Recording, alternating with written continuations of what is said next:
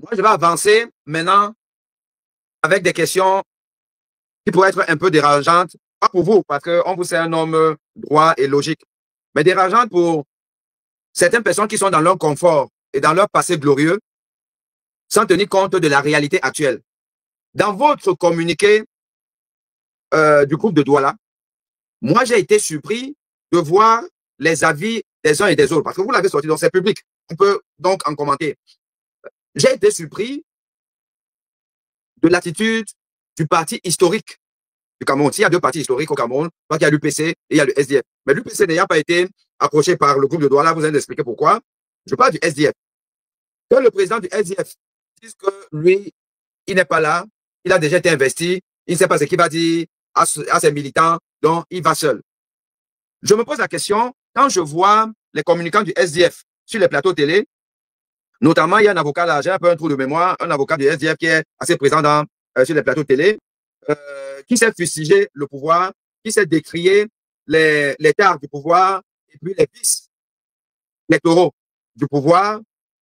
Quand j'entends, je pense que c'est un des vice-présidents du SDF, qui est quand même un brillant universitaire, je pense qu'il s'appelle quelque chose Marie, CAC 2, qui parle bien, qui sait bien décrier l'état du pouvoir. Je me pose la question objectivement. Comment vous voyez le parti SDF, qui est quand même un parti historique, qui est dans le cœur de plusieurs Camerounais, si ce parti finit par fermer la porte du groupe de Douala, c'est-à-dire être contre le peuple, parce que je peux vous assurer que si on fait des sondages, l'essentiel des Camerounais soutiennent le groupe de Douala.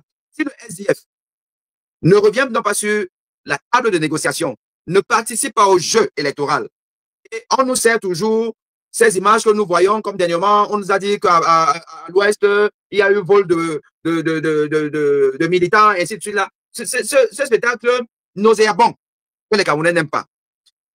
Comment nous devons demain regarder ce parti politique, et tous les partis politiques qui n'auront non pas joué le jeu que vous venez si bien de nous expliquer? Je vous pose la question. Ces partis politiques vont disparaître parce qu'ils seront les artisans de l'échec. Ils seront les artisans de l'échec. Il faut que le peuple prenne sa souveraineté et ils vont disparaître. Vous savez, depuis que le groupe de Douala existe et que nous essayons d'évoluer, nous avons eu, Anissa Ethan et moi, un problème. Je peux dire un crash.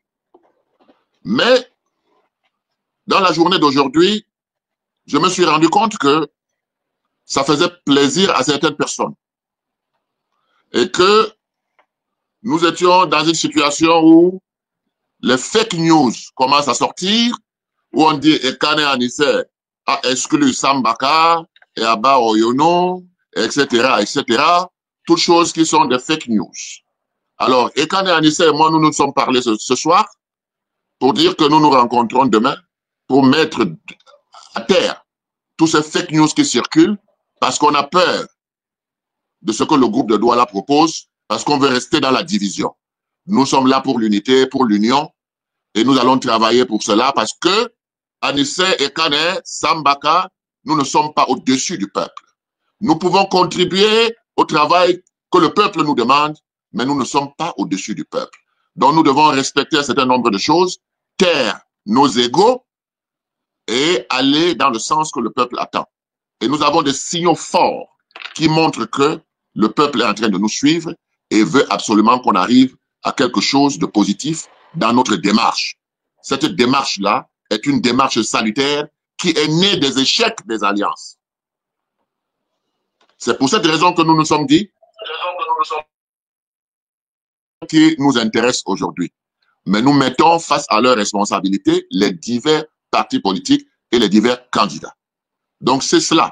Et nous allons continuer à travailler. Pour ceux qui inventent des fake news, je suis désolé pour eux, le Cameroun est prioritaire par rapport à nos personnes. Et si nous l'avons compris, nous continuons notre travail, tout simplement. Alors, Monsieur Sambaka, vous m'avez volé la politesse parce qu'on allait arriver à ça, puisqu'on allait arriver aux dissensions, aux soubresauts, au niveau donc du groupe de Douala.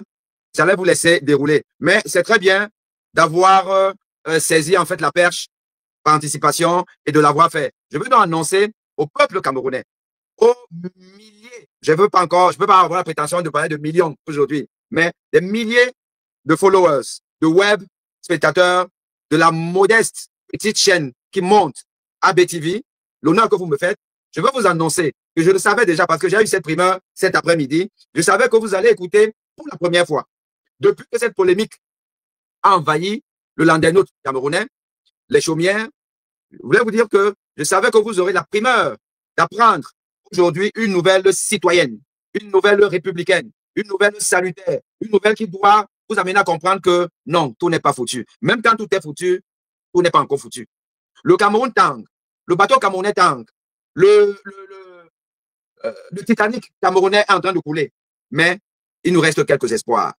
Et parmi ces espoirs-là, nous avons M. Cyril Sambaka, que vous avez devant nous, et qui vient de nous annoncer la bonne nouvelle, celle qui va permettre de nouer le bec à les oiseaux de mauvais augure. Et ces oiseaux de mauvais augure sont parfois les gens les plus insoupçonnés, sont même parfois les gens qui doivent ou devraient profiter de ce que le groupe de Douala reste solide.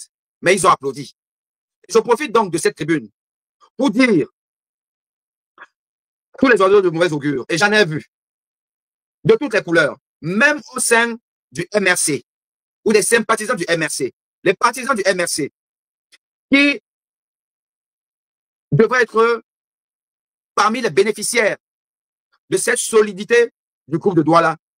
Ils se sont extasiés quand M. Sambaka a pondu sa réplique. Les gens se sont extasiés. Alors qu'en réalité, on devrait s'inquiéter de la première sortie de la décision de M. Anissé Kader. Et on devrait, quand il y a eu celle de M. Sambaka, pas s'en enorgueillir, mais d'ailleurs s'inquiéter de la fragilité, de la fissure qui se dessinait. Mais quelle raillerie. Pourquoi? Parce que c'est de ça qu'on parlait tout à l'heure. Le Camerounais arrive à un stade où il ne connaît pas l'intérêt général. Il ne connaît pas, il n'a pas la crainte de Dieu. Et il n'aime pas la paix. Il n'aime que les duels, les déchirures. J'appelle tout le monde. J'appelle tous les partis. J'appelle le MRC, le PCRN, l'UPC, le SDF et autres, d'essayer d'être dans la cohésion sociale.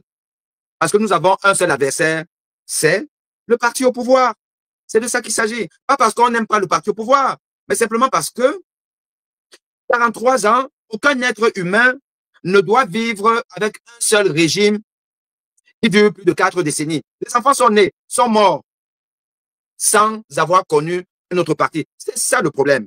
Donc, je suis content aujourd'hui d'apprendre, et je pense que vous aussi vous l'êtes, d'apprendre que le groupe de Douala va se réunir, va réajuster les choses, va faire la paix et va continuer sa dynamique positive vers un consensus de l'opposition. Donc, monsieur Cyril Sambaka, vous nous dites que demain, vous allez vous voir, vous allez en parler.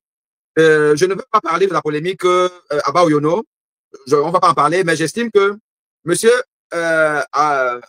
Anissé Kader avait des arguments qui l'ont amené à prendre cette décision, et vous avez des arguments, des contre-arguments qui vous ont amené justement à prendre la vôtre.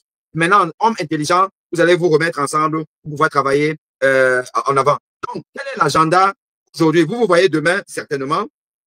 Vous voyez demain, vous allez en discuter. Et il y aura donc un agenda pour que nous, le peuple, nous soyons au courant des étapes à suivre et que nous fassions le follow-up pour que les partis politiques qui seront amenés à justement à être ressollicités par vous puissent rendre compte à leurs partisans de l'évolution de cette affaire avant la convocation du corps électoral qui est pour bientôt. Est-ce que c'est exactement ça à peu près l'approche que vous avez? C'est-à-dire que on devait même s'envoler pour le Grand Nord Cameroun. On a dû décaler cela. Et ce soir, nous nous sommes rendus compte que le Cameroun avant tout. Nous nous sommes rendus compte que le Cameroun est plus important que nos personnes. Et que c'est l'idée qui est déjà adoptée par bon nombre de Camerounais de nord au sud, de l'est à l'ouest. C'est ça qui est important. Et je peux vous garantir que dans les semaines qui suivent, vous allez avoir de très, très bonnes nouvelles quant à l'avancée par rapport aux populations, au peuple du groupe de Douala. Le groupe de Douala va, pendant qu'il contrôle les candidats, est-ce qu'ils sont donc prêts à ce qu'on s'asseye et qu'on en parle? Pendant ce temps, nous ne croisons pas les bras, nous sommes du côté du peuple. Nous essayons de les informer, de les former et de leur demander d'être prêts. Parce que quand ça va arriver, il faut qu'ils soient comme des soldats pour protéger leur voix. La masse critique est inévitable dans une opération comme celle-ci où tout est cadenassé. Aucun leader, aucun candidat ne peut gagner si ce n'est pas une histoire commune. Une histoire commune où tout le monde se met, les populations qui voient donc comment est-ce que les leaders politiques causent, parlent entre eux, ils se mettent en rang de bataille pour aller voter, protéger leur vote, finir les abstentions aux urnes citoyennes. C'est cela qui est important aujourd'hui pour les masses et on va le leur dire. Et on leur dira à chaque étape ce que les candidats ont pu faire entre eux. Est-ce que ça a marché? Est-ce que c'est que moi je suis sur le terrain, je ne vais pas, je n'ai rien à cirer? On le dira au peuple par des rapports d'étape. Nous allons informer et nous allons dire quels sont les gens qui sont en train de se parler, quels sont les gens qui sont d'accord de se parler, et à la fin, nous dirons, voilà ce que nous pensons. Peuple qui nous avait envoyé. Parce que moi, je considère que c'est le peuple qui nous a envoyé, parce que ça fait 30 ans qu'ils disent la même chose. Voilà le constat que nous avons fait, et voilà la situation. Nous pensons ceci, nous pensons cela. Voilà le travail que nous devons faire, et que nous allons faire dans les prochains jours.